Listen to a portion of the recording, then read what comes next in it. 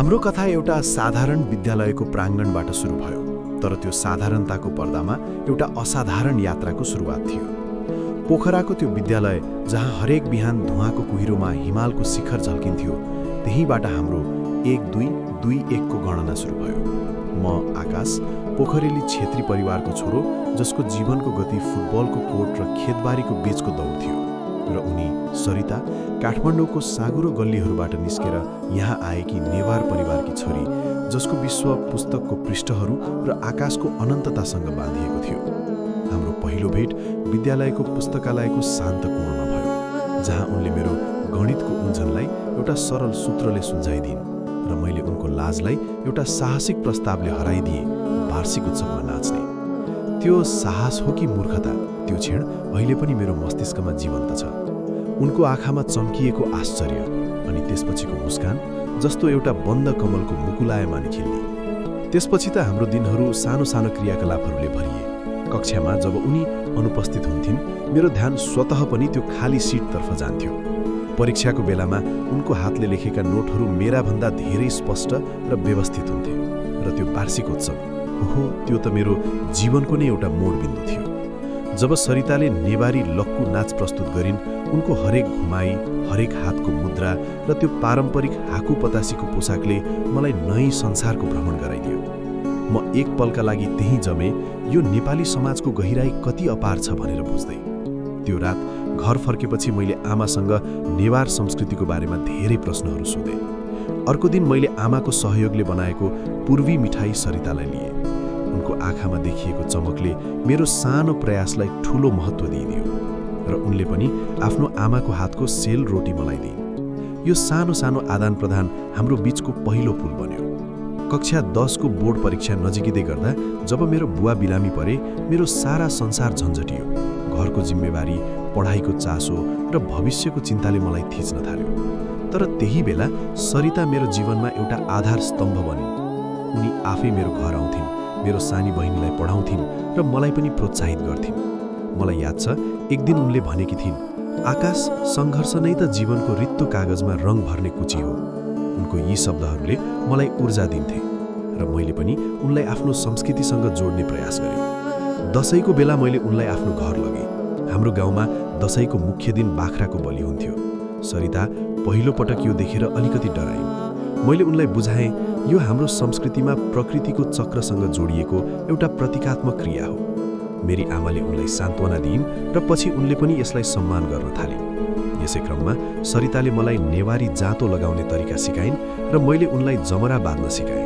हाम्रो सम्बन्ध अब केवल भावनामा सीमित नरही संस्कृतिको आदान प्रदानमा पनि विकसित हुँदै गयो। तर सबैभन्दा अविस्मरणीय क्षण थियो तीजको व्रतको रात। सरिताले 1 महिनासम्म कठोर व्रत राखेकी थिइन्। म उनलाई भेट्न उनको घर गएँ। उनी धरानमा बसेर भगवान शिवको पूजामा तल्लीन थिइन्। उनको मुखमा एक अद्भुत शान्ति थियो। म चुपचाप उभिएर हेरिरहेको थिएँ। उनले आँखा खोलिन् र मलाई देखेर मुस्कुराइन्। मैले उनका लागि ल्याएको फलफुलको प्रसाद अगाडि राख्दै भने, तिमी मेरो लागि पनि प्रार्थना गरिरहेकी छौ? उनले कुनै शब्द भन्नु भएन, तर त्यो मुस्कुराइ नै 100औं शब्दभन्दा बढी थियो। त्यो क्षणमा मैले महसुस गरेँ कि प्रेम भनेको केवल भौतिक आकर्षण वा सुखद अनुभूति मात्र होइन, यो एउटा आध्यात्मिक जोड हो जसले दुई आत्मालाई एकलाई प्रयोजनतर्फ लैजान्छ। कलेजको समय आयो र हाम्रो जीवनको दिशा फरक फरकतर्फ लाग्यो। सरिता इन्जिनियरिङ पढ्न काठमाडौँ गइन् र म व्यावसायिक पढाइका लागि पोखरामै रहेँ। दूरीले हाम्रो बीच भौतिक अन्तर त ल्यायो, तर मानसिक निकटता बढाउन मद्दत गर्यो। त्यो समय फोनका कलहरू, लामा लामा चिठ्ठीहरू र सानो सानो उपहारहरूको थियो। मलाई याद छ, काठमाडौँको जाडोमा मैले सरितालाई पोखराबाट खुर्सानीको अचार र सेल रोटी पठाएको थिएँ। उनले फोनमा भनिन्, यो तितो स्वादले काठमाडौँको सर्दी पनि गरम बनाइदियो। अनि उनले पनि मलाई काठमाडौँको योमारी पठाइन्। यी सानो सानो कुराहरूले हाम्रो सम्बन्धलाई ताजा राख्थ्यो। दशैँ तिहारको समय हाम्रो मिलनको मौका थियो। हरेक वर्ष म काठमाडौँ जान्थेँ। सरिताको परिवारले मलाई पहिले अपरिचित मान्थे, तर समयको साथमा उनीहरूले मलाई आत्मसात गर्न थाले। सरिताको बुबा एक कडा परम्परावादी तर न्यायप्रिय मानिस सुरुमा म प्रति सतर्क थिए, तर जब मैले उनको सम्मान गर्नुका साथै आफ्नो संस्कृतिको गौरवलाई पनि कायम राखेँ, उनको मन पग्लियो। एउटा विशेष घटना थियो सरिताको दाजुको बिहेमा। त्यो नेवारी बिहे थियो र मैले यही दिने जिम्मेवारी लिएँ। मैले सरिताको बुबालाई सम्मानपूर्वक तोक लगाइदिएर निवेदन गरेँ। त्यो क्षणमा उनको आँखामा देखिएको स्वीकृतिले मलाई आश्वस्त गरायो कि म सही बाटोमा छु। स्नातकपछि जब बिहेको कुरा सतहमा आयो तब समस्या सुरु भयो। सरिताको परिवारले गुठीको मुद्दा उठायो। नेवार समुदायमा गुठी एक महत्त्वपूर्ण सामाजिक आर्थिक संरचना हो। उनीहरू चिन्तित थिए कि सरिता बाहिरी व्यक्तिसँग बिहे गरेपछि आफ्नो गुठीको हक गुमाउनेछिन्। मेरो परिवारले पनि आफ्नो चलन अनुसार बिहे गर्न चाह्यो। यो विवादले हाम्रो सम्बन्धमा तनाव ल्यायो।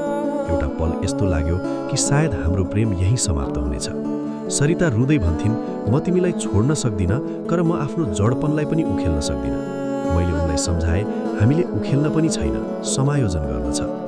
अन्ततः मैले सरिताको बुबासँग खुला कुरा गर्ने निर्णय गरेँ। म उनको कार्यालय गएँ र एउटा फाइल लिएर गएँ जसमा गुठी सम्बन्धी कानुनी जानकारी थियो।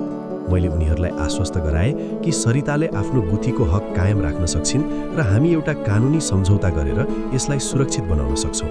मैले भने, काका, म तपाईँहरूको छोरीलाई आफ्नो जीवनभन्दा बढी माया गर्छु। तपाईँहरूको संस्कृति मेरो संस्कृतिको जस्तै महत्त्वपूर्ण छ।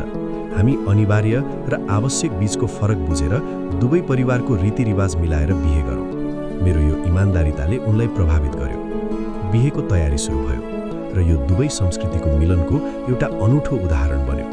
तिलक समारोह पोखरामा भयो, जहाँ सरिताको परिवारले पारम्परिक नेवारी समय बाजा बजाएर मलाई बिहेको लागि निम्त्यायो। बिहे काठमाडौँमा भयो, तर दुवै रीतिथिति मिलाएर। बिहेको दिन मैले पारम्परिक नेवारी दुलाहाको पोसाक पौवा लगाएको थिएँ, जुन सरिताको आमाले आफै सिउनु भएको थियो। सरिता लाल परी लगाएकी थिइन्, तर उनका गहनामा मेरो परिवारबाट दिइएको प्युरी पनि थियो। विवाहमा स्वयंवरको रीतिसँगै मैले सरितालाई फूलको सारी पहिराइदिएर आफूसँग लगेँ। सबैभन्दा खास क्षण थियो जब मैले सरिताको हातमा सिन्दुर हालेपछि दुवैले एउटै थालमा दही चिउरा र सेल रोटी साझा गर्यौँ। यो सानो क्रियाले नै दुवै संस्कृतिको एकता हो भनेर सबैले महसुस गरे। आज 10 वर्षपछि हामी एक सुखी परिवार हौँ। हाम्री एक सानी छोरी छ, गौरी शङ्करी।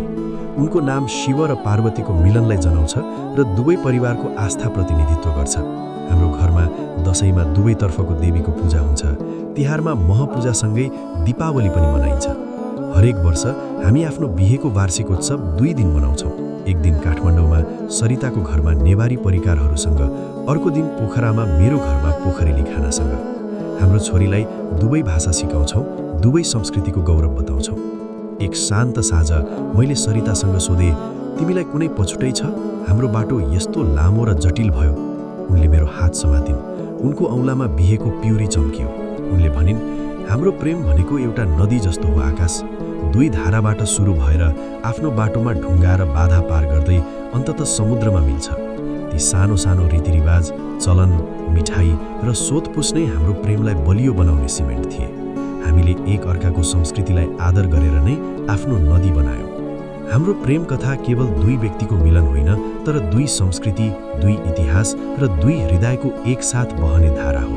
यो नेपाली समाजको रङ्गीन तानाबानामा बुनिएको एउटा टिकाउ तथा सुन्दर कपडा जस्तो छ, जसले प्रेमले परम्परालाई कसरी अँग्याल्न सक्छ र परम्पराले प्रेमलाई कसरी गहिरो बनाउँछ, यो कुरा सिकाउँछ। हामीले पाएको सबैभन्दा महत्त्वपूर्ण पाठ हो, साँचो प्रेम त्याग माग्दैन, सम्मान माग्छ।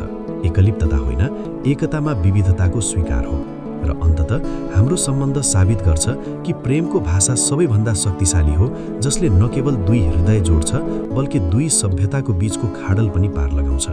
हाम्रो प्रेमको नदी अब एउटै समुद्रमा मिसिएको छ, जुन घर भनिएको छ। एउटा यस्तो घर जहाँ हरेक दिन नयाँ सिकाइ हुन्छ, हरेक झगडा नयाँ समझदारी जन्माउँछ र हरेक मुस्कानमा 2 संस्कृतिको सङ्गीत बजिरहन्छ।